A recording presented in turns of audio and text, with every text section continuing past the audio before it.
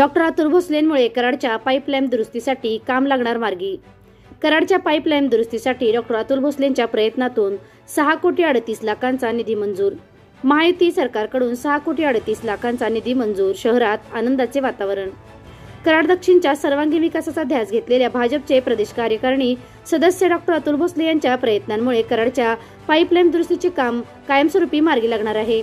Doctor Bhosale यांच्या प्रयत्नामुळे कराड शहरासाठी महायुती सरकारच्या माध्यमातून आणखी 6 कोटी 38 लाखांचा निधी मंजूर झाला असून या निधीतून कराड शहराला पाणी पुरवठा करणारी कोयना नदी पात्रामधील निकामी झालेली 600 mm व्यासाच्या रॉ वॉटर पाईपलाईन दुरुस्तीचे काम केले जाणार आहे।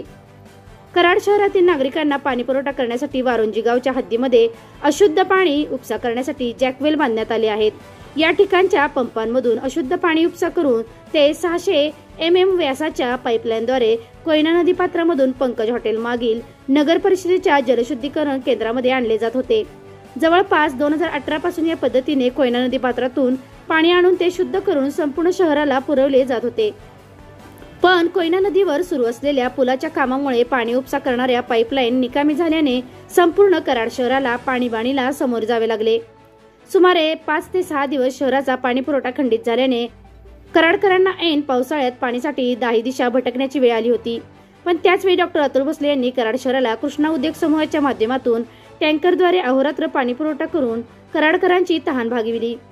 कराडचा पाणी पुरवठा नियमित व्हावा यासाठी पहिल्या दिवसापासून कंबर कसून मैदानात उतरत त्यांनी पाणी पुरवठ्यातील बिघाड दूर करण्यासाठी तसेच जलशुद्धीकरण प्रकल्पातील जुने जॅकवेल कार्यान्वित करण्यासाठी कृष्णा कारखाना व जयवंत शुगरच्या इरिगेशन विभागालाही कामाला लावले। तसेच दीर्घकालीन उपाययोजनेसाठी शासन स्तरावरही प्रयत्न चालवले होते। याच पाणीबाणीच्या काळात डॉक्टर अतुल भोसले यांच्या थेट मुंबई गाठत कोयना नदी पात्रातील निकामी झालेल्या 600 mm व्यासाच्या रॉ वॉटर पाईपलाईनच्या कायमस्वरूपी दुरुस्तीसाठी 6 कोटी 38 लाखाचा निधी मिळवला अशी मागणी राज्याचे उपमुख्यमंत्री नामदार देवेंद्र फडणवीस यांच्याकडे केली होती।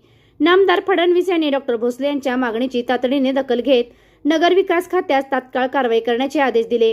त्यानुसार नगर विकास खात्याच्या अधिकाऱ्यांनी या कामाची पाहणी करून आणि आवश्यक कामाचा अहवाल सादर केल्यानंतर शासनाने पाईपलाईन दुरुस्तीच्या कामासाठी 6 कोटी 38 लाखाचा निधी मंजूर केला।